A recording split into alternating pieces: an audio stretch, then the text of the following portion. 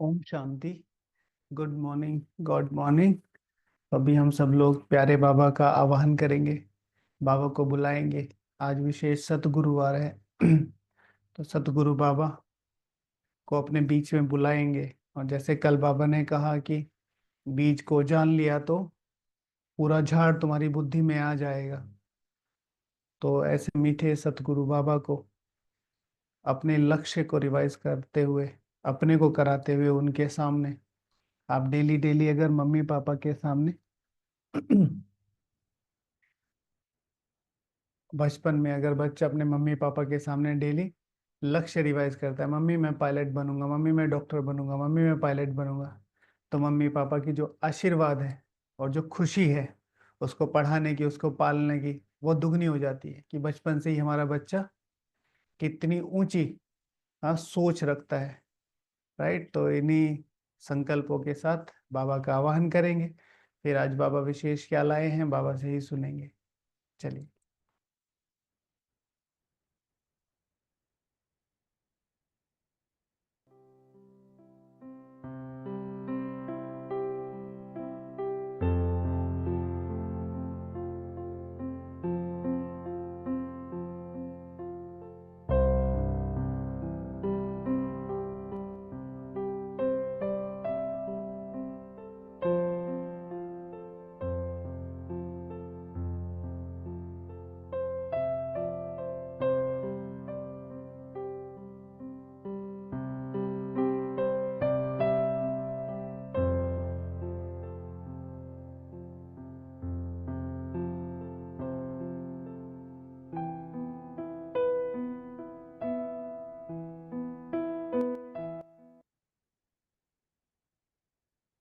शांति।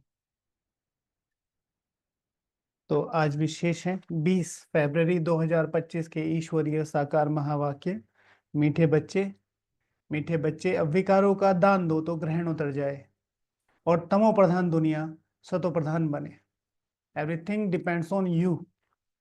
सब कुछ तुम्हारे पर निर्भर करता है। मीठे बच्चे, विकारों का दान दो, तुम दान दो। अब विकारों का दान दो तो ये ग्रहण उतर जाए और यह तमो प्रधान दुनिया सतो प्रधान बन जाए। क्या करते हैं, शनिवार को वो आते ना भैया, ऑयल लेके। हाँ, उसमें क्या पड़ा रहता है, एक लोहे का वो पड़ा रहता है छोटा सा, क्या कहेंगे उसको हाँ, गुड्डा सा बना हुआ। और किसमें उसमें दान करना। तो ये जो कलश है, पूरी दुनिया रूपी जो एक धरती है, हाँ, इसमें जो तेल है, तेल माना सारी फिसलने वाली जो चीजें हैं, उसमें अपनी पुरानी चीजें जो भी हैं, विकार, शनिदेव, हाँ, लोहे की सारी चीजें, आयरन एजेड दुनिया है ना, तो अपने सारे विकार जो लोहे के हैं, जो कड़े हैं, जो काले हो गए, उनको दे दो। जितना भी धन है तुम्हारे पास वो दे दो।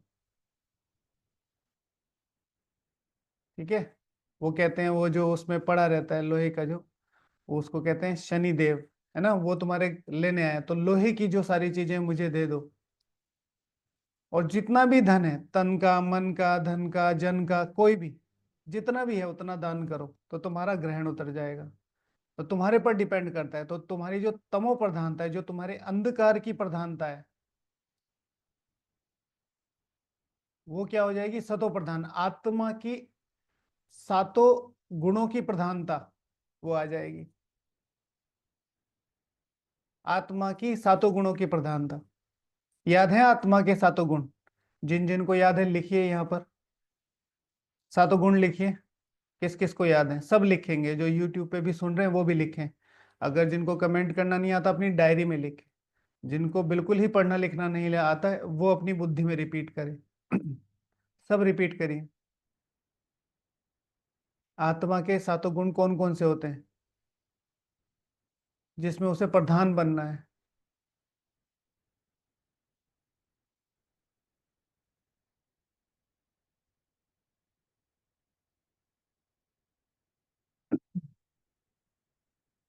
हम्म,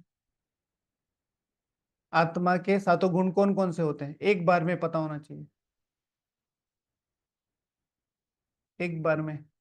याद आना चाहिए, किसी का देख के नहीं लिखना है, क्योंकि ये मेरी बेसिक जो पढ़ाई है ना उसका बेसिक वो है। ठीक है। हमारे यहाँ एक शक्तिशाली स्टूडेंट है, उनका आंसर देखिए क्या है, अब आप गैस कर लीजिएगा खुद क्या है। हाँ, SSS PPGA। ठीक है, ये सातों सुर इन्होंने लगा दिए हैं, सारे गा मापा धानी सा। ठीक है, पूरा लिखिए। ठीक है, हमें क्या पता, अगर आप ऐसे स्कूल में लिख के आ गए तो आप खुद समझते रहे ना। वेरी गुड, लगभग लगभग सभी को ही पता है। तो सुख, शांति, प्रेम, आनंद, ज्ञान, ज्ञान, शक्ति और पवित्रता। ओके, याद होनी चाहिए। तो आज सब लोग इस पर प्रैक्टिकल योग करेंगे। ठीक है, यहाँ पर मैं आत्मा और संपूर्ण ज्ञान स्वरूप, क्योंकि ज्ञान से शुरुआत होती है, ज्ञान से पता चलता है कि मेरे अंदर पवित्रता है, मैं पवित्र स्वरूप आत्मा हूं। मेरी अल्टीमेटली जो कुछ कैसी भी आत्मा है उसका सबसे शुरुआत बेसिक, चाहे वो पुरुषार्थ करे ना करे, अंत में वो संपूर्ण पवित्र बनेगी। तो अपना स्वरूप पता चलता है। जहां पवित्रता है वो सुख शांति की जननी है, तो सुख और शांति आएगी। जहां पवित्रता सुख शांति है वहां आनंद आएगा ही आएगा, क्योंकि इसका डायरेक्टली कनेक्शन किससे है? परम से है। सुख का सागर है, शांति का सागर है, आनंद का सागर है। फिर जहां आनंद है वहां खुद से भी प्रेम हो जाएगा, दूसरों से भी प्रेम हो जाएगा। और जहां सबसे प्रेम है वो शक्ति बन जाती है, क्योंकि सबकी दुआएं मिलती हैं, सबका सपोर्ट मिलता है। ओके, तो आज इस पर योग करेंगे।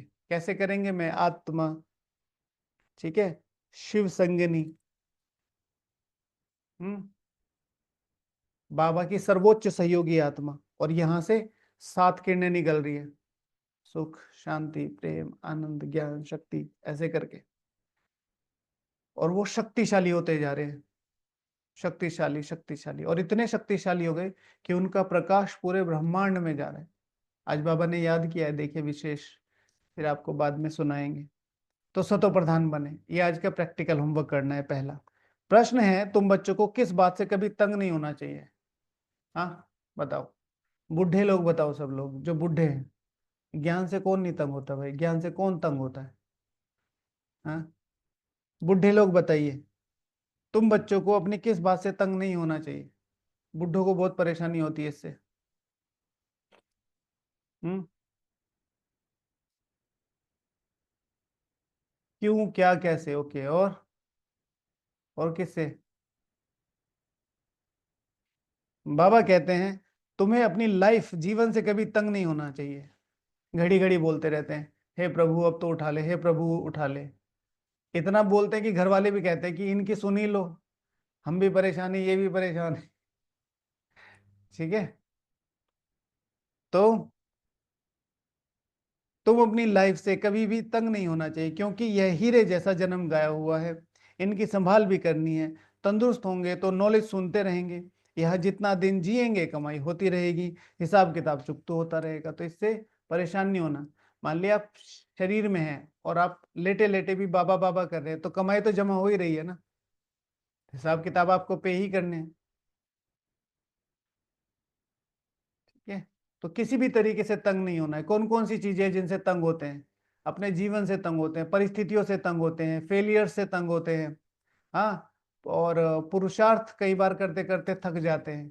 कई बार लोगों की लोगों का कोई ऐसा संकल्प नहीं चल रहा है, लेकिन मेरे संकल्प चल रहे हैं कि वो मेरे बारे में ऐसा सोचते हैं, वो आधे ऐसे ही परेशान हैं। ठीक है, वो अभी बताया ना शुरू में, दादाजी कहते थे हे भगवान अब तो उठा ले, परेशान हो गया, हे भगवान अब तो उठा ले, मैं परेशान हो गया। ठीक है, तो एक दिन कहता है बेटा, यूं कह कि प्रभु इनको उठा लो, ये इतने दिन से कहते हैं, लेकिन नहीं नहीं, मैं अपने लिए नहीं, तुम्हारे लिए कह रहा हूँ। ठीक है, तो ऐसा भी हो सकता है।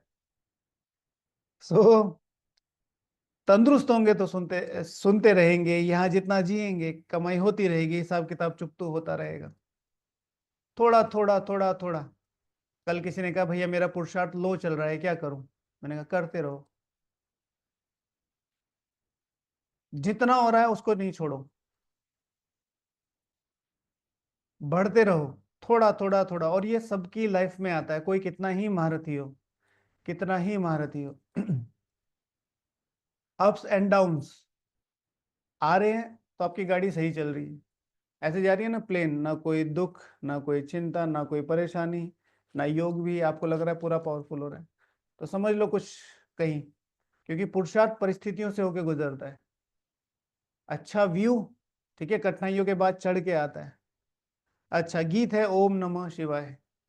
हाँ तो कल बाबा ने प्रैक्टिस करवाई, तो आज सब प्रैक्टिस करके आए होंगे ना। देखो बाबा ने पकड़ लिया, कभी कोई गीत दोबारा आया है मुरली में? आज आया है। तो बाबा आज पूछ रहे हैं, गाया कल सबने? कल तो प्रैक्टिस की होगी ना। हाँ। तो ओम नमः शिवाय बहुत अच्छा गीत है, आज फिर से सुनना। तेरी लीला अपरम तेरी लीला अपरंपार प्रभु, सारी दुविधा तुमने टारी है, ऐसे करके गीत है ना, बहुत अच्छा गीत है। सबसे न्यारी है ओके। भैया, तेरी महिमा सबसे न्यारी है। तेरी महिमा सबसे न्यारी है। ओके। हम्म। ओम शांति। आज गुरुवार है, तुम बच्चे कहेंगे सतगुरुवार, क्योंकि सतगुरु की स्थापना करने वाला, सतयुग की स्थापना करने वाला भी सत्यनारायण की कथा भी सुनाते हैं प्रैक्टिकल में। अब देखो सतगुरु को दूसरी चीज से रिलेट किया है। पहले सतगुरु जो सतगति देता है, सतगुरु जो सतयुग की स्थापना करता है, सतगुरु जो सत्यनारायण की कथा सुनाते हैं। अब ये एक्सप्लेनेशन आपको देना है। ये जो छोटी छोटी छोटी ये जो छोटे छोटे एग्जाम्पल्स है ना, ये देने। सतगुरु क्यों कहा जाता है, कौन ऐसा अब सदगति आधो को पता है, सदगति क्या होती है, आधो को नहीं पता है। आप कहेंगे सदगति का मतलब है संपूर्ण पावनता, आप उन्हें डेफिनेशन सुनाएंगे, आधो को समझ में। लेकिन सतगुरु वो जो सतयुग की स्थापना करे, कौन सुनाता है? तो सतयुग तो स्थापन हुई नहीं। सतगुरु अर्थात जो सतयुग की स्थापना करे, सत्यनारायण की कथा सुनाए। अब सत्यनारायण की कथा सुना रहा है, अगर मैं 8th क्लास को पढ़ा रहा हूं, तो 8th क्लास पास भी तो होना चाहिए। पास तो कोई हुआ ही नहीं, सत्यनारायण तो कोई बना ही नहीं। प्रैक्टिकल में नर से श्री नारायण बनाते हैं, गाया भी जाता है सर्व का सदगति दाता, फिर वृक्षपति भी है। यह मनुष्य से सृष्टि झाड़ है, जिसको कल्प वृक्ष कहते हैं। कल्प कल्प अर्थात 5000 वर्ष बाद हु बहु रिपीट होता है। झाड़ भी रिपीट होता है ना। 6 मास फूल निकलते हैं, फिर माली लोग जड़ से निकाल रख देते हैं, फिर लगाते हैं तो फूल निकल पड़ते हैं। कुछ कुछ ऐसे होते हैं, पेड़ होते हैं ना, कुछ कुछ पेड़ ऐसे होते हैं जिनको माली करते हैं, और माली उनको निकाल के रख देते हैं, फिर लगाते हैं, और फिर जैसे बीज निकलता है। गन्ने की खेती होती है, एक बार गन्ना निकला, गन्ने का बीज डाला, गन्ना बड़ा हुआ, फिर गन्ने को चॉप कर देते हैं तो वो फसल निकाल लेते हैं, फिर गन्ने की जड़ उसमें रह जाती है, फिर उसको दोबारा वो करते हैं। तो फूल 6 मास निकलते हैं, फिर माली लोग जड़ निकाल रख देते हैं, फिर लगाते हैं, फूल निकल पड़ते हैं। अब यह तो बच्चे जानते हैं, बाप की जयंती भी आधा कल्प मनाते हैं, आधा कल्प भूल जाते हैं। भक्ति मार्ग में आधा कल्प याद करते हैं, बाबा कब आकर के गार्डन ऑफ फ्लावर्स स्थापन करेंगे। अब ये सोच चलनी चाहिए कि बाबा कब आकर गार्डन ऑफ फ्लावर्स स्थापन करेंगे। दशाएं तो बहुत होती हैं, बृहस्पति की दशा भी है, उतरती कला भी है, दशाएं होती हैं। दशा और कला दोनों अलग अलग चीज होती हैं। दशाएं बैठती हैं, कलाएं होती हैं। दशाओं का कनेक्शन कर्मों से है, और कलाओं का कनेक्शन पुरुषार्थ से है। मतलब मेरा ऐसा सोचना है, जो थोड़ा बहुत सोचा। सबसे ऊंची दशा कौन सी होती है? सबसे ऊंची दशा, अब बृहस्पति की दशा मत बोल देना, आगे बताओ। वही रटा रटाया है सबके पास, सबके दिमाग में, अरे मुझे आता है। सबसे ऊंची दशा राहु की दशा होती है। भाई इनको क्या दिया जाए है, राष्ट्रपति भवन में अवार्ड दिया देना।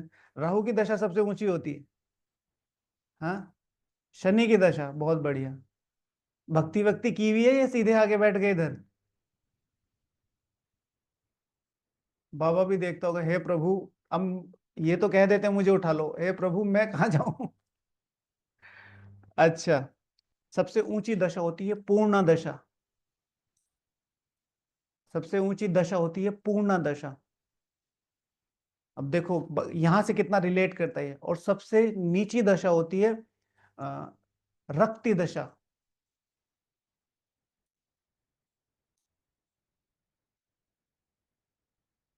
ठीक है। पूर्ण दशा, जब मैं आत्मा अपनी आत्मा में संपूर्णता भर लेती हूं तो भगवान की दशा मुझ तक आ जाती है। रक्ति दशा, या तो उसे रक्त से रिलेट कर लो या फिर उसे खाली से रिलेट। जब मैं आत्मा खाली हो जाती हूँ अपने दिव्य गुणों से, शक्तियों से और मर्यादाओं से, तब क्या हो जाता है, मेरी निकृष्ट अवस्था हो जाती है, तब मुझ पर ग्रहण लग जाता है। शास्त्रों में है ये बातें। अच्छा, दशाएं तो बहुत होती हैं। बृहस्पति की दशा भी है, उतरती कला भी है, की भी दशाएं। इस समय भारत पर राहु का ग्रहण बैठा हुआ है। इस समय भारत पर राहु का ग्रहण बैठा हुआ है। राहु कौन है बताओ? राहु का ग्रहण किसे लगता है? किस आत्मा को कहेंगे उससे राहु का ग्रहण लगा हुआ है?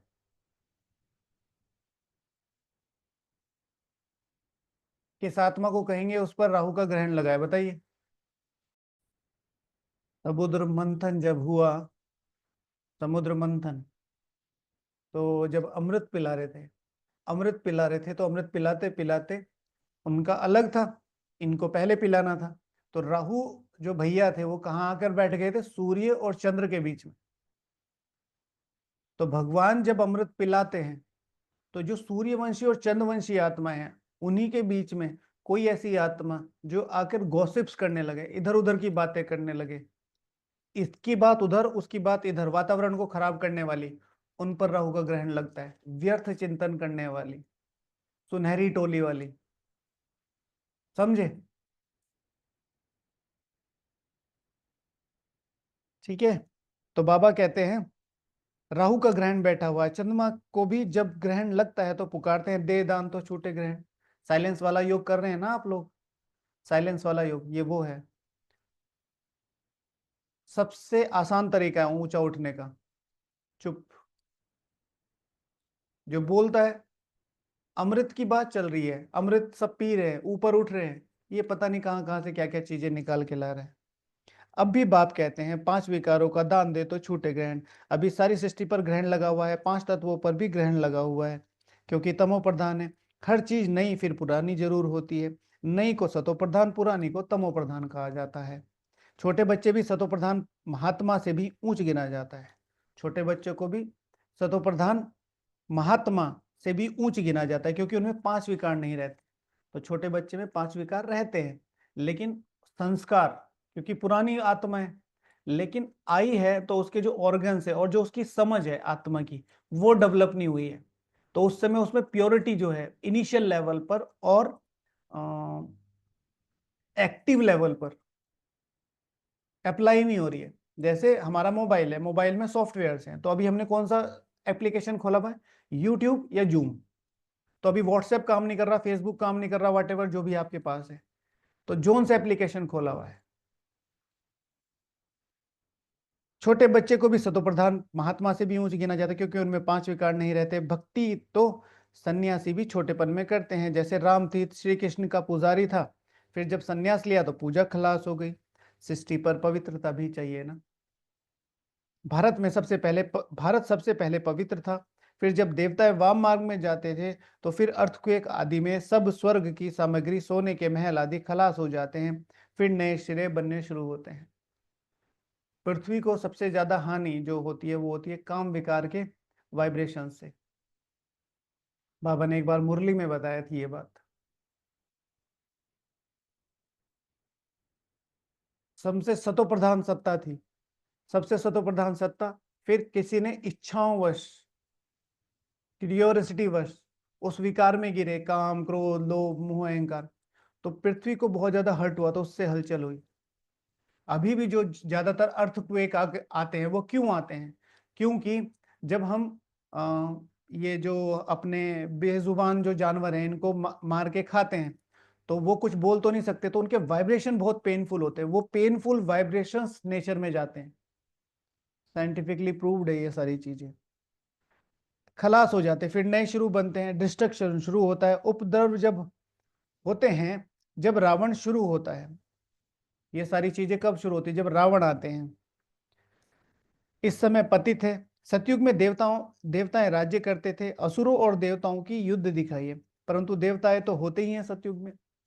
तो मेरे अंदर के ही ऐसे कर्तव्य और ऐसे बोल, जैसे मेरी तबीयत खराब है और मैं कह रहा हूँ मैं ठीक नहीं हो पाऊंगा, मेरे साथ तो पता नहीं क्या क्या होता है, मेरी किस्मत ही खराब है, असुर, अपने लिए ही मैं कुछ भी सही नहीं सोच रहा हूं, तो मेरे अंदर की असुर और देवताओं की लड़ाई हो रखी है।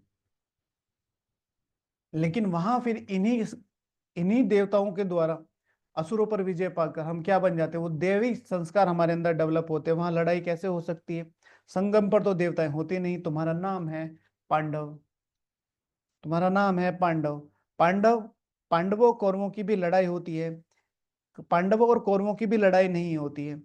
यह सब गपोड़े हैं, यह सब गपोड़े हैं। कितना बड़ा झाड़ है, कितने अथाह पत्ते हैं, उनका हिसाब थोड़े ही निकाल सकते हैं। संगम पर तो देवताएं होते नहीं। बाप बैठ आत्माओं को समझाते हैं, आत्मा ही सुनकर कान हिलाती है। ठीक है।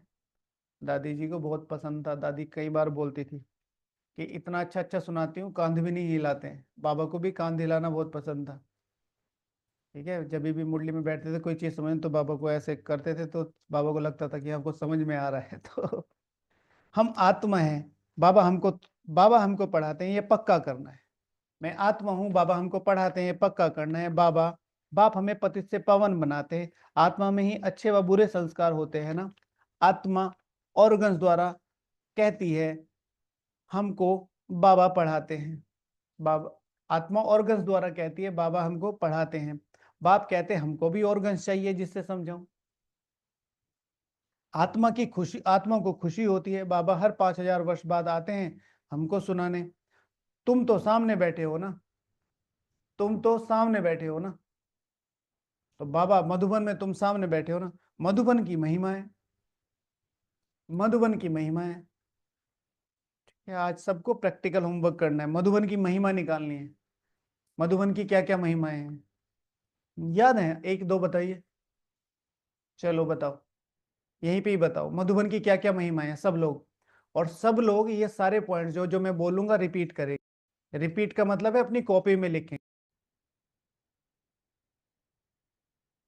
ओए, मधुबन क्या है? मधुबन,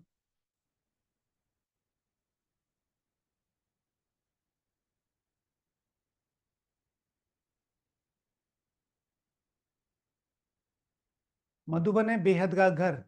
मधुबन है, मधुबन कुंभ है, ये तो बाबा ने कभी नहीं कहा। बाबा की कर्म भूमि है, ठीक है ना, भगवान की कर्म भूमि है, महापरिवर्तन भूमि है, तपस्या भूमि है, वरदानी भूमि है, ऊंचे से ऊंचा तीर्थ है। शिव भगवान वाच मधुबन निवासी जो चाहे वो कर सकते हैं। वरदानी भूमि है और रियल तपस्या धाम है, तपस्या भूमि है। मधुबन स्थिति का शोकेश है। हाँ, मधुबन स्थिति का शोकेश है। ओके। और सच्चा तीर्थ है, संगम का स्वर्ग है मधुबन, प्राप्तियों का घर है, शक्तिशाली वाइब्रेशन की भूमि है। शिव भगवान उवाच है, संकल्पों को पूरा करने की भूमि है। शिव भगवान उवाच है 1969, 25 दिसंबर 1969। नहीं, बेहद शिवालय, ये तो मुझे लगता नहीं कभी बाबा ने कहा है। हाँ, मेरा घर है मधुबन। शिव भगवान उवाच लास्ट की मुरलियों में ही था। भाग मधुबन में रहना अर्थात भाग्य की लकीर के अंदर रहना। ठीक है, तो आज मधुबन की निकालने हैं। संगम का स्वर्ग है मधुबन, ये सारी लिख लेना। सब लोग लिख लेना, अपनी कॉपी एकदम ब्यूटीफुल बनाओ, लोगों को पता हो ऐसी ऐसी चीजें भी होती हैं। तो मधुबन की ही महिमा है। आत्माओं का बाप तो वह है ना, सब उनको बुलाते हैं। तुमको यह सम्मुख बैठने में मजा आता है, परंतु यहाँ सब तो नहीं रह सकते। आता है मधुबन में मजा? मुझे तो लगता नहीं कोई कहेगा नहीं आता है। मधुबन में मजा आता है ना। अपनी कारोबार सर्विस आदि को भी देखना है। आत्माएं सागर के पास आती हैं, धारण कर फिर जाए, औरों को सुनाना है। नहीं तो औरों का कल्याण कैसे करेंगे? औरों का कल्याण कैसे करेंगे? तो बाबा ने 1950s में सभी को वापस आने में मजा नहीं आता है, वापस जाने में किसी को भी मजा नहीं आता। दादी बाबा ने सभी को सेवाओं पे भेजना शुरू किया। तो सब दादियां जा रही थी। तो दादी जी को एक दादी जी को जाना नहीं था। तो दादी जी जब भी बाबा आसपास आते थे मुरली के बाद, तो वो इधर छुप जाती थी, वो इधर छुप जाती थी, ताकि बाबा ये ना कहे कि सेवा में जाओ, सेवा में जाओ। तो जब भी बाबा सेवा की बात करते रोने लगते थे सब लोग, जैसे आप लोग भी रोते हैं। तो बाबा ने एक मुरली चलाई कि जो मधुबन में रहते हैं वो तो पच्छड़ माल होते हैं। मतलब मधुबन में वो रहते हैं जो किसी काम के नहीं होते। जब मधुबन था, जब शुरू में मधुबन था, तो मैक्सिमम 10 से 15 लोग मधुबन निवासी थे। तो उसमें मधुबन निवासियों में बाबा और सारी बूढ़ी दादियां जो कुछ नहीं कर सकती थी, बूढ़ी दादियां मतलब बूढ़ी अम्माएं, बूढ़ी माताएं, वो रहती थी। तो कोई कहता था बाबा हमें फलानी टीचर भेजो, तो बाबा कहता था भाई मेरे पास तो ये बचे हैं, ठीक है, ये सारा पच्छड़ माल है, तुम्हें चाहिए तो ले जाओ। राइट। तो फिर दादी ने जब ये सुना, ये सुबह ही बाबा के पास पहुंच गई झोपड़ी में, बाबा मुझे सेवा पे जाना है, मुझे सेवा पे भेजो। तो बाबा की युक्तियां होती थी। तो अपनी कारोबार आदमी भी देखनी भाई, अगर सेवा नहीं करोगे, औरों का कल्याण नहीं करोगे, तो धारणा कर फिर औरों को नहीं सुनाएंगे तो औरों का कल्याण कैसे करेंगे। योगी और ज्ञानी तू आत्मा को शौक रहता है हम जाकर औरों की सर्विस करें। ठीक है, तो इससे क्या सर्टिफाई होता है, आप सब मधुबन आए हो और मधुबन जाके अब सेवाएं कर रहे हो, तो आपको क्या सर्टिफिकेशन मिल रहा है, योगी तू और ज्ञानी आत्माएं। ठीक है, मधुबन वाले पछड़ मार। जब शिव जयंती मनाई जाती है, भगवान उवाच है ना, भगवान उवाच श्री कृष्ण के लिए नहीं कह सकते, वह तो देवताओं वाला मनुष्य, डीटिज्म कहा जाता है। अब बच्चे ये तो समझ गए हैं कि अभी हमें देवी देवता धर्म नहीं नहीं है, स्थापन हो रहा है। बाबा लक्ष्य रिवाइज करा रहे, अभी बच्चों को पता है कि देवी देवता धर्म नहीं है, अभी स्थापन हो रहा है। किसके द्वारा, शिव भगवान उवाच, पहली पहली लाइन, मीठे बच्चे तुम्हें दान देना है तो ये दुनिया, एवरीथिंग डिपेंड्स ऑन यू, तुम्हारे ऊपर डिपेंड करती है। तुम ऐसे नहीं कहेंगे कि हम अभी देवी देवता धर्म के हैं, नहीं, अभी तुम ब्राह्मण धर्म के हो, देवी देवता धर्म के बन रहे हो। देवताओं का परछाया इस पतित सृष्टि पर पड़ नहीं सकता। देवताओं का परछाया इस पतित सृष्टि पर, परछाई मतलब वो ऐसे नहीं कि देवताएं कहीं घूमने जा रहे हैं और इधर ऊपर से निकल रहे हो कि चलो देख लेते हैं और उनकी परछाई भी पड़ जाए, ऐसा भी नहीं होगा। आना तो मुश्किल है। मम्मा ने यहाँ जन्म लिया, श्री कृष्ण का जन्म हो सकता है वो। ऐसे लोगों से उचित दूरी नहीं, बहुत दूरी बनाए रखें, जो भी ऐसी ऐसी बातें करते हैं ना, आधी दुनिया में स्वर्ग है, आधी दुनिया में नरक है, स्वर्ग कहीं और है और वो बन रहा है। ऐसी ऐसी बातें कर रहे हैं लोग, समझते हैं कि ये पृथ्वी जो आधी है इस पे तो हम है, और वो जो स्वर्ग है उसमें रीच नहीं है हमारी, लेकिन वो है। श्री कृष्ण ने जन्म ले लिया है और श्री राधा ने जन्म ले लिया है, तो कैलकुलेशंस लगाते हैं। शिव भगवान वहां से परछाया नहीं पड़ सकता। सो अवॉइड ऑल। और मैं तो हमेशा कहता हूँ, ठीक है, मम्मा ने तो लिया है, बाबा ने बताया, कौन सी मुरली में बताया, भेजिएगा। और सबसे बड़ी बात है, किसी ने भी जन्म ले लिया हो, अगर हमने उस लेवल का पुरुषार्थ नहीं किया तो भी हम उनके आसपास तो है ही नहीं। तो वो वैसे भी कोई मतलब नहीं है। इसमें देवताएं आ ना सके, तुम्हारे लिए नई सृष्टि चाहिए, तुम्हारे लिए नई दुनिया चाहिए। लक्ष्मी की भी पूजा करते हैं तो घर की कितनी सफाई करते हैं, अब इस सृष्टि की भी कितनी सफाई होनी है, सारी पुरानी दुनिया खत्म हो जानी है। लक्ष्मी से मनुष्य धन मांगते हैं, लक्ष्मी बड़ी या जगतम्बा, लक्ष्मी या जगतम्बा कौन बड़ी, हाँ बोलो, माँ जगदम्बा। तो इसमें मेन मम्मा और श्री लक्ष्मी जी का नहीं पूछा जा रहा है, इसमें पूछा जा रहा है पुरुषार्थ और प्रारब्ध का। तो बाबा कहते हैं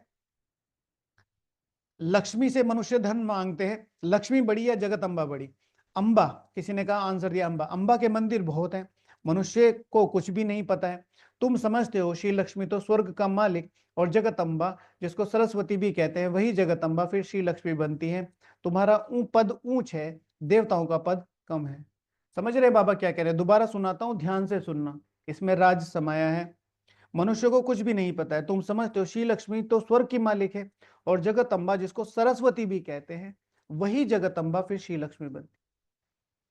वो आत्मा जो अपने लक्ष्य में को मन में रख के लक्ष्मी जगत की माँ बन के, जगत की अम्मा बनकर उनकी पालना करेगी सर्वात्माओं की, वो श्री लक्ष्मी बन सकती है। शिव भगवान वाच, वो आत्मा जो अपने संपूर्ण स्वरूप को लक्ष्य में, संपूर्ण स्वरूप को मन में रखकर, लक्ष्य मन, लक्ष्य को मन में रख के लक्ष्मी जगत की आत्माओं की मां बनकर पालना करेगी, उसको कहेंगे, वो बनेगी श्री लक्ष्मी। ऊंचते ऊंच चोटी ब्राह्मण है, तुम हो सबसे ऊंच, तुम्हारी महिमा है, तुम्हारी महिमा है सरस्वती जगदम्बा, उनसे क्या मिलता है? तुम्हारी महिमा है, ब्राह्मणों की महिमा है। सृष्टि की बादशाही जो मम्मा है, जो श्री लक्ष्मी है, उनसे क्या मिलता है? वो कौन है? तो उनसे मिलती है सृष्टि की बादशाही। कितनी उम्र में मम्मा को मम्मा कहना शुरू कर दिया था पता है? मम्मा की एज क्या थी जब मम्मा को मम्मा कहना? 20s में थी मम्मा, 24, 23 ऐसे। तुम्हारी महिमा है सरस्वती जगदम्बा, उनसे क्या मिलता है? सृष्टि की बादशाही। फिर से मैं आपको बार बार बता रहा हूं, 4 दिन से मैं आपको ये रिवाइज कर रहा हूं, आज तक शायद 1 हफ्ता हो गया। सृष्टि, सृष्टि, पृथ्वी प्लस सारा ब्रह्मांड। साकाश किसको देना है? मैं ग्लोब पर बैठकर इस ग्लोब को साकाश नहीं दे रहा हूं, मैं यहां बैठकर ग्लोब के बाहर जाके सूक्ष्म वतन में या परमधाम कहीं भी बैठा हूं, इस पूरे ब्रह्मांड को मेरे वाइब्रेशंस जा रहे हैं। बहुत सूक्ष्म बात है तो बहुत बड़ी। इस पूरे ब्रह्मांड में जिस तरीके से बाबा ने चित्र बनवाए हैं, मैं साइंस की बातें नहीं मानता हूं, बाबा का जो 3 लोक का चित्र है, उस 3 लोक के चित्र में जो हमारी पृथ्वी है उसकी परसेंटेज कितनी होगी? अप्रोक्सीमेशन बताओ, कितनी परसेंटेज होगी? मिनिमम, मैक्सिमम भी होगी तो 1%। उसके जैसे 100 गोले और बन सकते हैं उसी त्रिलोक वाले चित्र में। तो सूक्ष्मतन और शिव भगवान वाचे कि तुम्हारी रोशनी परम धाम की रोशनी को भी, परम धाम की रोशनी में 4 चांद लगाती है। अव्यक्त महावाक्य है ये, और नोट डाउन भी कराए थे। तुम्हारे प्रकाश से परम धाम भी जगमगाता है, मतलब उसकी रोशनी बढ़े। तो सारी सृष्टि, मतलब पूरे ब्रह्मांड को प्रकाश देना है, और ये बिल्कुल एकदम नया डिफरेंस क्रिएट करता है। इस चीज का ध्यान रखना है। तो जब भी मनसा सेवा करनी है, मेरे भ्रकुटी से निकलती हुई आत्माएं ब्रह्मांड के अंत तक जा रही है, इस ग्लोब के अंत तक नहीं, ब्रह्मांड के अंत तक। सारी गैलेक्सी, सारे नक्षत्र, सारे ग्रह, सबको साकाश जा रही है, वो भी तो तत्व ही है। सृष्टि की बादशाही मिलती है। एक है विश्व सृष्टि, वहां तुम धनवान बनते हो, विश्व का राज्य मिलता है, फिर गरीब हो, भक्ति मार्ग शुरू होता है, फिर श्री लक्ष्मी, फिर श्री लक्ष्मी को याद करते हैं। हर वर्ष लक्ष्मी की पूजा होती है। लक्ष्मी को, श्री लक्ष्मी को हर वर्ष बुलाते हैं, जगत अम्बा को कोई वर्ष नहीं बुलाते। जब तक जगदम्बा की तो सदैव पूजा होती है, जब चाहे तब अम्बा के मंदिर में जाएं। श्री लक्ष्मी की साल में 1 बार होती है, जगत अम्बा की रोज होती है। ठीक है, याद है आरती? अम्बे तू है जगदम्बे काली। हाँ, अष्टभुजाओं वाली, जो अष्ट रतन में आ सकते हैं, 8 भुजाओं जितना काम कर सकते हैं। काली अष्टभुजाओं वाली, ऐसे है ना? तो तेरे तेरे भक्त जनन पर मैया भीड़ पड़ी है बारी माँ। हाँ, दानव दल पर टूट पड़ो करके सिंह सवारी माँ, है ना? सो सिंहों से तू बलशाली, अष्टभुजाओं वाली, तेरे ही गुण गावे माँ भारती, है भारत की माँ। यह भी जब चाहो, मैंने भक्ति नहीं की है, लेकिन मम्मी हमेशा बराबर में खड़ी कर लेती थी, हम भी करते रहते थे पता कुछ नहीं था, लेकिन रिपीटिशन, पावर ऑफ रिपीटिशन की याद हो गई। मम्मी गाती थी, हम नहीं गाते थे।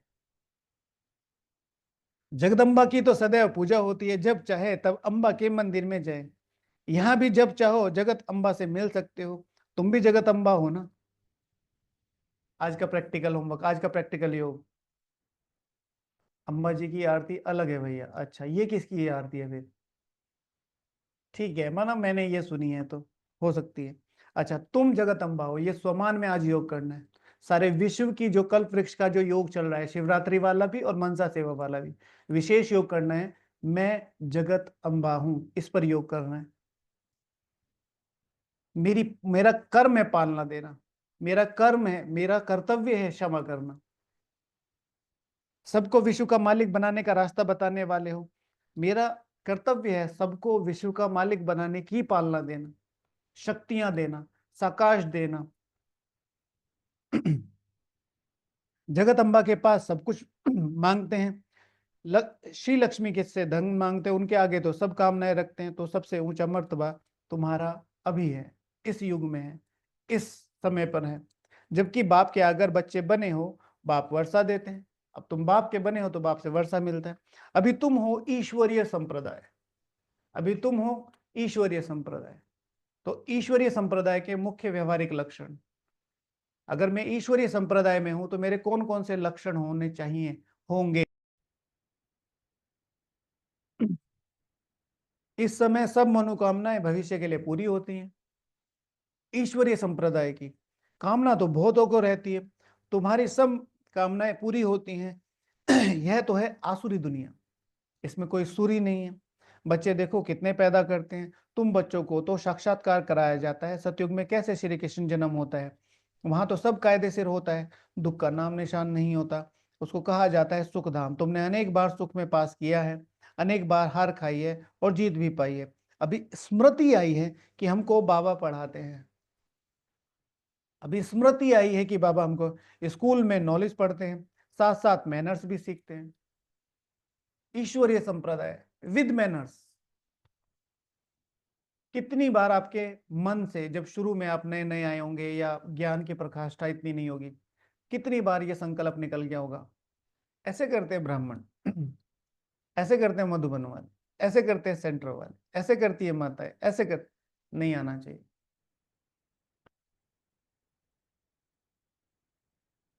ठीक है, मन मना भाव के साथ एक मंत्र और याद करना है, कोई बात नहीं। कोई बात नहीं, ये मंत्र बहुत मीठा है, ये आपको पार लगा सकता है। किसी ने कुछ भी कहा कोई बात नहीं, कोई कुछ भी कर रहा है कोई बात नहीं, इनको ऐसा नहीं करना है कोई बात नहीं। तो अभी स्मृति आई है, हमको बाप बाबा पढ़ाते, स्कूल में पढ़ाते, साथ साथ मैनर्स भी सीखते हैं ना। मैनर्स इज मस्ट, उठने का, बैठने का, बोलने का, खाने का, पीने का, सब चीजें। रॉयल ब्राह्मण। वहां कोई इन श्री लक्ष्मी श्री नारायण जैसा मैनर्स नहीं सीखते हैं। यहां पर मधुबन में भी आते हैं ना, जितने दिन के लिए आप आते हैं उतने उससे आधी ड्रेस ले आइए। जैसे आप 15 दिन के लिए आते हैं तो 7 ड्रेस ले आइए, 7 ड्रेस एक बैग में पैक हो जाती है। एक ड्रेस 2 दिन बड़े आराम से चल सकती है, रॉयल होनी चाहिए।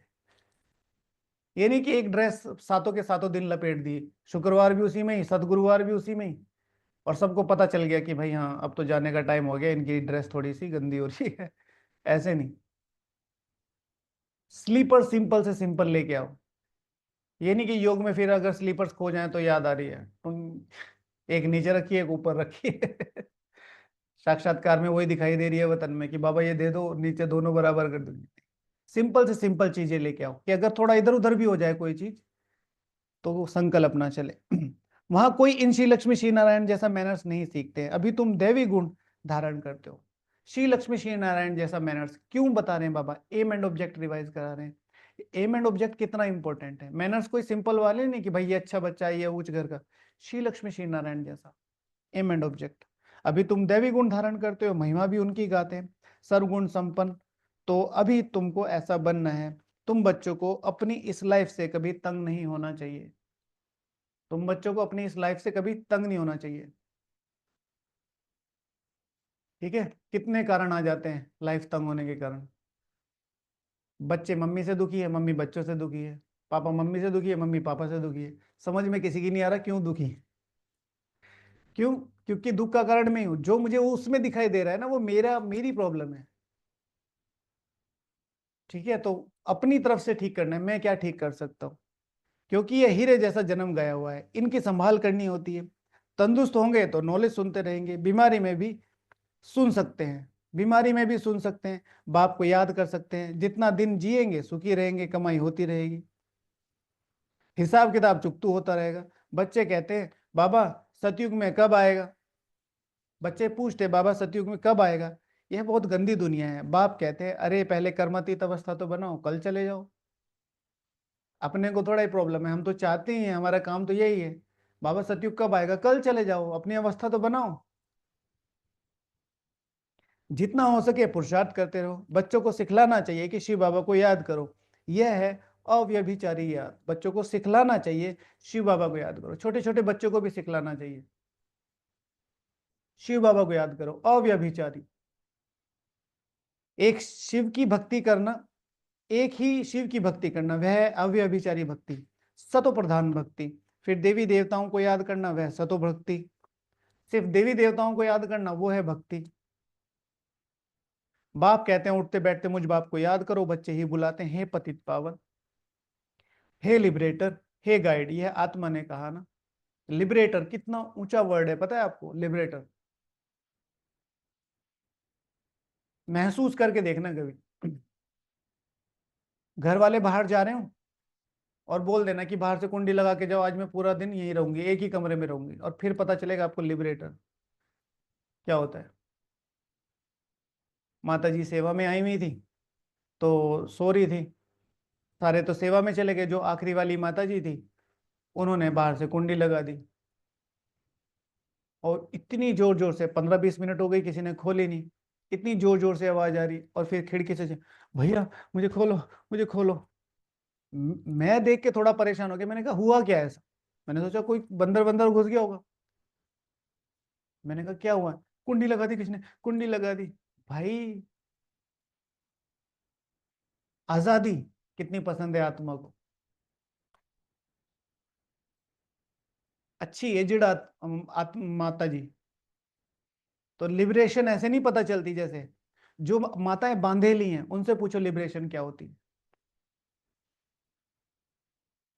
जिन माताओं को मधु बनाने को नहीं मिलता, उनसे पूछो आजादी कैसी है। जो बच्चे अपने घर से बाहर नहीं निकल पाते, जिनको मधुबन सेंटर जाने को नहीं मिलता, जिनको मुरली सुनने को नहीं मिलता, जिनको फोटो घर में रखने को नहीं मिलती, उनसे पूछो। सारी चीजें ठीक है, दुनिया में कुछ भी करो, बस ये नहीं चाहिए, क्योंकि बाहर से कुछ कुछ सुना हुआ है। बच्चे याद करते हैं, बाप अभी स्मृति दिलाते हैं, तुम याद करते आए हो, हे दुख करता सुख करता आओ, आकर दुख से छुड़ाओ, लिबरेट करो, शांति धाम में ले जाओ। बाप कहते हैं तुमको शांति धाम ले जाऊंगा। कल निकाले परम धाम के बाबा के टाइटल कितने आए टोटल, कितने आए टोटल टाइटल, कितने आए बाबा के? सबने किया होमवर्क? होमवर्क नहीं करेंगे फिर, हाँ, होमवर्क नहीं करेंगे फिर मजा नहीं आएगा, ना मजा आएगा, और बहुत जल्दी आप क्लास भी छोड़ देंगे। उससे तो खैर कोई ज्यादा फर्क नहीं पड़ेगा, लेकिन पुरुषार्थ पे मजा लेना है तो नवीनता को धारण रखो। कैसे एक एक एक एक एक एक ध्यान से निकालते हो आप। योगी है वो एक प्रकार का, लिखना नहीं है योग में, लेकिन है वो योगी। ठीक है। मुरली को डिफरेंट डिफरेंट तरीके से कैसे देखना है, लगभग 27 से 30 के बीच में थे, है ना? भेज देंगे, सब लोग टाइप करके भेजना, कुछ ने तो भेजे भी हैं, बाकी जिन्होंने नहीं भेजे वो भेज देना। तुमको शांति धाम ले जाऊंगा, फिर सुख धाम में तुमको साथ नहीं देता। फिर सुख धाम में तुमको साथ नहीं देता हूँ, साथ भी अभी ही देता हूँ। सभी आत्माओं को घर ले जाता हूँ, मेरा अभी पढ़ाने का साथ है, फिर वापस घर ले जाने का साथ है। बस मैं अपना परिचय दे, तुम बच्चों को अच्छी रीति बैठ सुनाता हूँ। जैसे जैसे जो पुरुषार्थ करेंगे उस अनुसार प्रारब्ध पाएंगे। जैसे जैसे जो पुरुषार्थ करेंगे वैसे वैसे वो प्रारब्ध पाएंगे। जैसी प्रारब्ध का लक्ष्य रखोगे वैसा पुरुषार्थ तुम्हारा होगा। जैसी प्रारब्ध का लक्ष्य रखोगे वैसा पुरुषार्थ तुम्हारा होगा। समझ तो बाप बहुत देते हैं, जितना हो सके मुझे याद करो तो विक्रम विनाश होंगे और उड़ने के पंख मिल जाएंगे। कौन से पंख बताए थे संडे की मुरली में, बताओ? कौन से पंख लगाने, कौन से नहीं लगाने हैं? बताओ संडे की मुरली में। पंखों को दूसरे, पंखों का दूसरा नाम क्या होता है? पर, पर चिंतन, पर दर्शन, और कौन सा लगाना था?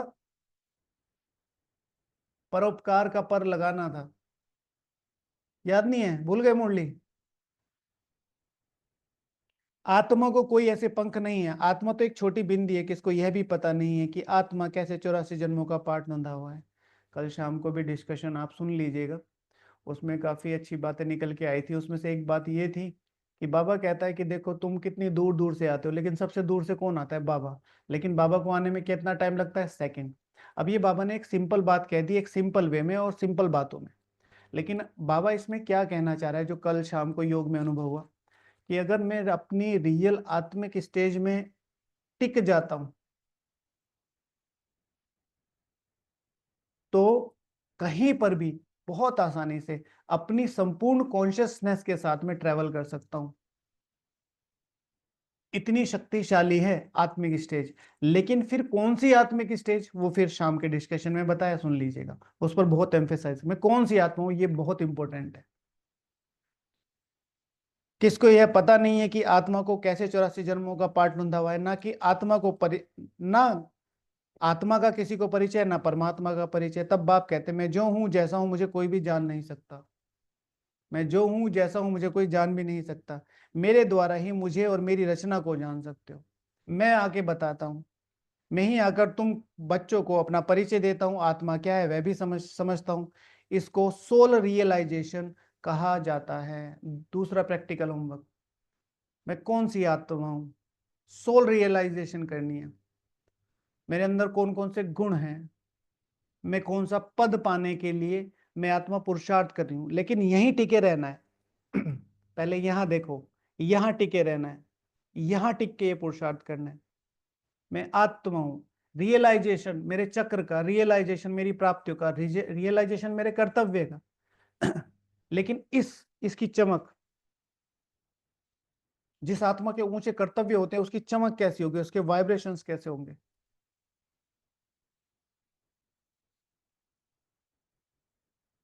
इसको सोल रियलाइजेशन का। आत्मा भ्रकुटी के बीच रहती है, कहते भी है भ्रकुटी के बीच चमकता है अजब सितारा। परंतु आत्मा क्या चीज है ये बिल्कुल कोई नहीं जानते। आत्मा क्या चीज है ये कोई नहीं जानते।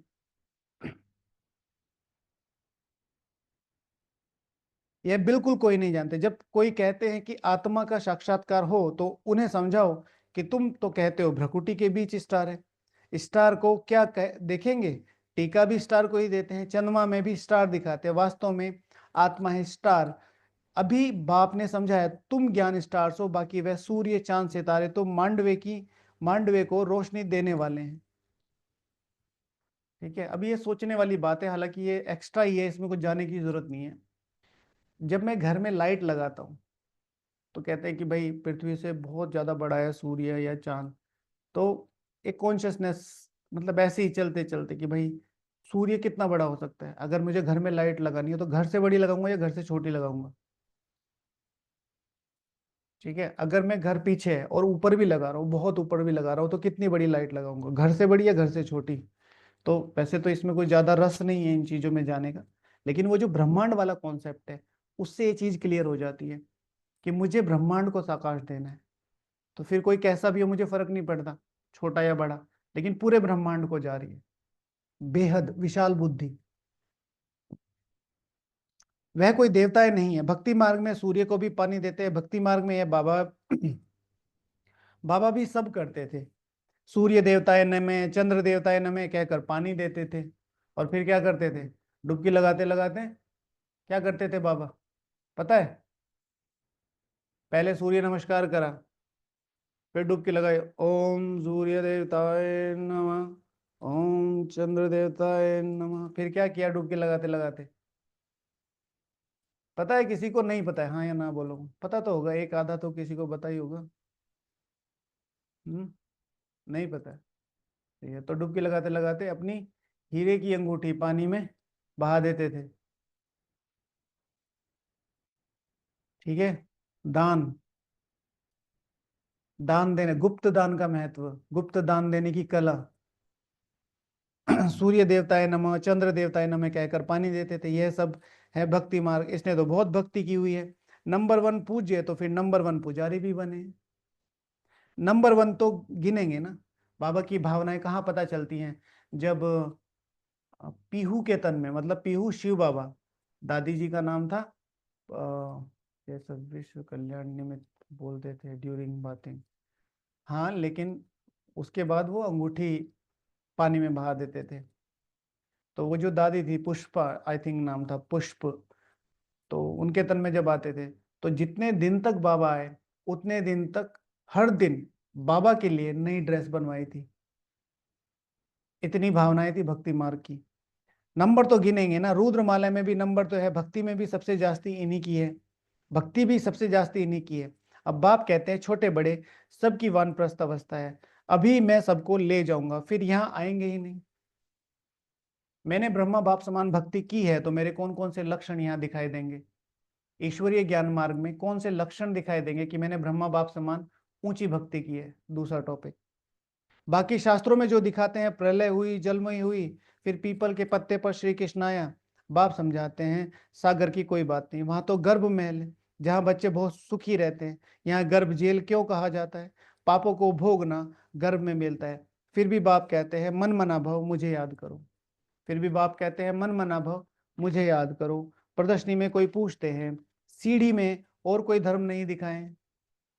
बोलो औरों के 84 जन्म तो है नहीं, सब धर्म झाड़ में दिखाए गए हैं। उनसे तुम अपना हिसाब निकालो कि कितने जन्म लिए होंगे। तो झाड़ और गोले में वो सारी चीजें दिखाई हैं, कौन कौन से धर्म का बात है। सीढ़ी सिर्फ ब्राह्मणों के लिए स्पेशल चित्र, this is for you specially. सीढ़ी का चित्र केवल ब्राह्मणों के लिए जिन्होंने पूरे 84 जन्म लिए हैं। हमको तो सीढ़ी 84 जन्मों की दिखानी है, बाकी सब चक्र में और झाड़ में दिखाए हैं, इनमें सब बातें समझाई हैं। सीढ़ी का चित्र किसने बनाया था? सीढ़ी का चित्र किसने बनाया?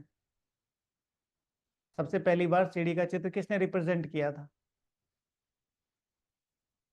एक का नाम पता होगा, एक का नहीं पता होगा ना। हाँ, सभी को निर्वैर भाई जी का पता है, दो लोगों ने मिल के बनाई थी, है ना। लेकिन जो कॉन्सेप्ट था, जो चिंतन था, वो निर्वैर भाई जी का था, तो कहा जाएगा निर्वैर भाई जी। नक्शा देखने से बुद्धि में आ जाता है लंदन कहाँ है, फलाना शहर कहाँ है। बाप कितना सहज कर समझाते हैं सभी को। यही बताओ कि 84 जन्म का चक्र ऐसे फिरता है। भाई नक्शा देखने से बुद्धि में आ जाता है लंदन कहाँ है, फलाना। इसमें सब बातें समझाई हैं। अब हम इंडिया के मैप में आपको लंदन कैसे दिखा सकते हैं? इंडिया माना 84 जन्म का पार्ट। अब आपको लंदन देखना है तो जाओ झाड़ के चित्र में जाओ, वहां सब धर्म सारे उसका है। ठीक है। लंदन यहाँ से कितनी दूर है? बहुत दूर है। ठीक है। अच्छा, लगभग 6-7 हजार किलोमीटर दूर है यहाँ से। बाप कितना सहज समझाता है सभी को, यही बताओ कि 84 जन्म का चक्र कैसे फिरता है। अब ध्यान से सुनो, अभी तमो प्रधान से सतो प्रधान बनना है, तो बेहद के बाप को याद करो तो तुम पावन बन जाएंगे और फिर पावन दुनिया में चले जाएंगे। तो बेहद बाप पावन पावन, बेहद माना वो जो सर्वोच्चता है उसको ध्यान रखो, बाप माना अपना रिलेशन याद रखो, पावन बन जाएंगे यानी कि अपना लक्ष्य याद रखो। एक है बेहद बाप, उससे क्या प्राप्ति है, फिर पावन और पावन अपना लक्ष्य याद रखो। कोई तकलीफ की बात नहीं है, जितना समय मिले बाप को याद करो तो पक्की टेव पड़ जाएगी, जितना समय मिले। कल किसी का प्रश्न आया था कि मुझे टाइम नहीं मिल रहा है, हमारे घर में बहुत ज्यादा सेवाएं चल रही है और मुझे टाइम नहीं मिल रहा है। जितनी सेवाएं चल रही है, सेंटर पर सेवाएं चल रही है, जितना टाइम मिले उतना तो याद करो। बाप की याद में तुम दिल्ली तक पैदल चले जाओ तो थकावट नहीं होगी। ठीक है। तो इस बार जब दिल्ली वाले आएंगे बाबा मिलन के लिए तो पैदल आना। ठीक है। बाबा की याद में, दिल्ली क्या मुंबई क्या, जो भी दिल्ली के सर्किल में रहते हैं, मतलब मधुबन से दिल्ली है लगभग 750-800 किलोमीटर। 750 तो ORC है, 800 किलोमीटर होगा। तो 800 किलोमीटर वाले सारे पैदल आएंगे इस बार। कितना खर्चा बच जाएगा, है ना? 856, ओके। ठीक है। रास्ता नहीं पता है? रेलवे स्टेशन पे जाना और पटरी के पीछे पीछे चल देना। ठीक है। वो डंडी लेना पीछे, उस पे एक पोटली, ऐसे ऐसे हिलाते हिलाते, बाबा बाबा। टाइम बहुत लगेगा। पापा ने कहा ना, तरबूज की तरह, बिल्कुल तरबूज पे नाम लिखा दिया, टाइम नहीं लगेगा, आपको पता ही नहीं चलेगा, 2 दिन बड़े आराम से जाएंगे। ठीक है। थोड़े से शुरुआत करो पहले, 800 मीटर से शुरुआत करो। आज ये कर लो प्रैक्टिकल होमवर्क ना। आज जो कदम में पदम है वो करके देखो, आत्मिक स्टेज में थकान होती है कि नहीं होती। ठीक है, एकदम करेंगे ना। हम 2011 में कुमारों की भट्टी में थे, 2009-10 में था कुमारों की भट्टी में। वहां पर बाबा ने ये मुरली चला दी, ठीक है, और कुमारों को जोश आ गया। कुमार पैदल पैदल चल पड़े ऊपर की तरफ कि यहाँ से माउंट आबू भी पैदल जा सकते हो। फिर नीचे अनाउंसमेंट हो रहा है कि भाई वो नहीं मिल रहे, फिर उनको उठा के ला रहे हैं उधर से रास्ते में से कि भाई तुम्हारे 2 कुमार उधर बैठे हैं रात को। फेंट हो गए वो। तो पैदल जाओ तो थकावट नहीं होगी, सच्ची याद होगी तो देह का भान टूट जाएगा। सच्ची याद होगी तो देह का, तो इसका मतलब ये नहीं कि करना है। तो माँ बाबा कह रहे कि इतनी ताकत आ जाती है आत्मिक स्थिति में। सच्ची याद होगी तो देह का भान टूट जाएगा, फिर थकावट नहीं हो सकती। पिछाड़ी में आने वाले और ही याद में तीखे जाएंगे। ठीक है, आप लोगों के लिए फाइनल ब्लेसिंग। पिछाड़ी में आने वाले और ही याद में तीखे जाएंगे। कौन आया पिछाड़ी में? भाई 90 साल हो गए हैं लगभग, ये जो 88 चल रही है ना। ठीक है, तो 80 साल में पिछाड़ी में, भाई 80 साल के बूढ़े के लिए बचपन कितना, बचपन वाले बच्चे कितने साल के होंगे? ये तो हमारे सामने बच्चे हैं। तो कितने वाले, 10 साल 20 साल 25 साल वालों तक को क्या कहेंगे? बच्चे। ठीक है बेटा, तुम्हारी उम्र में हम ये करते थे। हाँ हाँ पता है। ठीक है, बच्चे। तो इसी तरीके से यहाँ जो 10 20 25 साल वाले हैं तो पिछाड़ी में आने वाले। ठीक है, तो यानी कि बाबा को अभी भी आप में पूरी उम्मीद है, पूरी उम्मीद है। अच्छा, मीठे मीठे सिकीले दे बच्चों प्रति माता पिता बाप दादा का याद प्यार और गुड मॉर्निंग। रूहानी बाप की रूहानी बच्चों को नमस्ते। हम रूहानी बच्चों की रूहानी हमारी हम रूहानी बच्चों की रूहानी बाप दादा को याद प्यार गुड मॉर्निंग और नमस्ते। धारणा के लिए मुख्य सार, एक बाप की अव्यभिचारी याद में रह देहभान को खत्म करना है, अपनी कर्मातीत अवस्था बनाने का पुरुषार्थ करना है, इस शरीर में रहते अविनाशी कमाई जमा करनी है। शरीर से तंग हो जाते हैं, डॉक्टर ने थोड़ा सा कुछ कहा, मुझे ये हो गया, मुझे ये हो गया, और ऐसे रोएंगे मतलब जैसे पता नहीं क्या चला गया हो दुनिया से। भाई अगर एक डॉक्टर ने कहा है तो दूसरे डॉक्टर से कंसल्ट कर लो। कल हमारे पास एक माता जी का फोन आया और रोने लगी। मैंने कहा क्या हुआ माता जी? नहीं, रो नहीं लगी। मैंने कहा कुछ बताएंगे? डॉक्टर ने ऐसा कहा है। अरे भाई डॉक्टर ने कहा है, वो भगवान थोड़ा ही है कि महावाक्य सिद्ध हो जाएंगे। दूसरे पे जाओ। तो फिर आज दूसरे पे जाएंगी तो मैंने कहा कि सब कुछ ठीक आएगा, आप चिंता मत करो। तब आएगा 10 बजे, हमारा भी रिजल्ट आएगा, उनका भी रिजल्ट आएगा। अच्छा, अपनी कर्मातीत अवस्था बनाने का पुरुषार्थ करना है, इस शरीर में रहते अविनाशी कमाई जमा करनी है। इस शरीर में रहते अविनाशी कमाई जमा करनी है। शिव भगवान वाच है, रोना सिर्फ प्रेम में है। अगर प्रेम के अलावा किसी भी प्रकार के आंसू निकल रहे हैं तो उस आत्मा को, वो जो ईश्वरीय आत्मा, उसे कहेंगे विधवा। ईश्वरीय महावाक्य है। रोती कौन है? विधवा। ठीक है, ज्ञानी तू आत्मा बन, औरों की सर्विस करनी है। बाप से जो सुना है उससे धारण कर दूसरों को सुनाना है। 5 विकारों का दान दे, राहु के ग्रहण से मुक्त होना है। वरदान, एक मत एक रस अवस्था द्वारा धरनी को फलदायक बनाने वाले हिम्मतवान। एक मत एक रस। जब आप बच्चे हिम्मतवान बनकर संगठन में एक मत और एक रस अवस्था में रहते हो व एक ही कार्य में लग जाते हो तो स्वयं भी सदा प्रफुल्ल रहते हो और धरनी को भी फलदायक बनाते हो।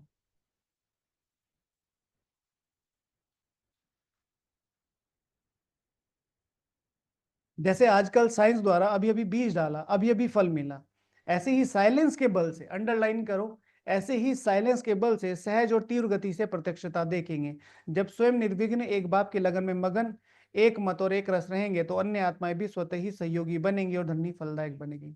जब स्वयं निर्विघ्न एक बाप की लगन में मगन, शेड्यूल्ड, एक मत, जो कह रहे हैं ठीक है ओके, तो अन्य आत्माओं भी स्वतः ही सहयोगी बनेंगी और धरनी फलदायक बनेगी। निर्विघ्न, बाबा ने 3 सर्टिफिकेट जो बाद में कहे, कितनों को सुख दिया, कितनों को आप समान बनाया, कितने निर्विघ्न रहे। तो आज ये भी प्रैक्टिकल होमवर्क कर लेते हैं, साइलेंस रहने का, कौन सबसे ज्यादा साइलेंस रहेगा। ओके, और साइलेंस किसमें का? जो मन का, मुख का और मोबाइल का साइलेंस करेगा, एक साथ उसको 1 घंटा गिना जाएगा। जैसे आपने 1 घंटा मुख का किया, 1 घंटा मोबाइल का और 1 घंटा मन का, तो 1 घंटा हुआ, 3 घंटे नहीं हुए, 1 घंटा हुआ। ठीक है, कर लेना। स्लोगन, जो अभिमान की शान, जो अभिमान को शान समझ लेते हैं वे निर्माण नहीं रह सकते। व्यक्ति के गिरने का सबसे आसान तरीका, गिराने का सबसे आसान तरीका क्या है? उसके अहंकार पर चोट करो। और आपको जल्दी से जल्दी गिरना है तो सबसे पहले अहंकार। ठीक है, मुझे ये क्यों कहा, मैं ये हूं, मैं वो हूं, नहीं, कोई बात नहीं। ओके, ओम शांति। चलो बाबा को याद करो। किसी का कोई प्रश्न है तो प्लीज बताइए। दूसरों को दुख देकर आंसू आए तो, हाँ तो ये तो गलत, ये दुख क्यों दिया? हम्म। अच्छा, आज का प्रैक्टिकल होमवर्क सुन लेते हैं ना। तो पहला प्रैक्टिकल होमवर्क क्या है? आज का गीत दोबारा सुन लेना, कम से कम 2 बार, दोनों पर योग कर लेना, है ना। पहला ये हुआ। दूसरा, आत्मा के 7 गुणों पर योग करना। वो कैसे करना है वो आपको बताया है। तीसरा है जगत अम्बा के स्वमान से योग करना। मैं जगत अम्बा हूं और कल्प वृक्ष की जड़ों में बैठी हूं, और जगत अम्बा के कौन कौन से मुख्य कर्तव्य होते हैं उसके आधार पर सारे विश्व को साकाश देना। फिर सोल रियलाइजेशन, तीसरा, मैं आत्मा हूं, लेकिन मैं कौन सी आत्मा हूं? बाबा ने कहा ना आज सोल रियलाइजेशन करो। ठीक है, तो सोल रियलाइज करना। फिर तीसरा है, नेक्स्ट है KMP, कदम में पदम। तो कदम में पदम क्या करना है? बाबा ने कहा है कि भगवान की याद में रहोगे तो थकान नहीं होगी। तो आज कम से कम 15 से 20 मिनट की वॉकिंग या आधे घंटे की वॉकिंग पे जाना है और बाबा की याद में रहना। मैं शक्तियों के कार में हूं, मैं बाबा के साथ हूं, और देखना थकान होगी कि नहीं होगी। ठीक है, और लास्ट, मधुबन की महिमा तो हो ही गया है कि मधुबन की कौन कौन सी महिमा है। अगर लिखना चाहें तो लिख लीजिएगा, क्योंकि लिखने का टॉपिक तो एक आएगा ही। और लास्ट है साइलेंस, जो मन का, मुख का और मोबाइल का इकट्ठे साइलेंस करेंगे, फिर कल उनको प्राइज मिलेगा। ठीक है, जो भी करेंगे। यूट्यूब वाले भाई बहने भी करते हैं तो प्लीज अपना आंसर कमेंट सेक्शन में जरूर करें। ओके, तो ये आज का प्रैक्टिकल होमवर्क, लिखने का टॉपिक आपको बता ही दिया है। और जो प्रैक्टिकल होमवर्क के सारे एक्सप्लेनेशन है वो मुरली में दिए गए हैं, तो आपको मुरली सुनेंगे तो उसमें एक्सप्लेनेशन कि कैसे कैसे सारे प्रैक्टिकल होमवर्क करने उसमें अच्छे से एक्सप्लेन किया गया है। ओके, ओम शांति। और किसी का कोई प्रश्न है तो प्लीज बताइए।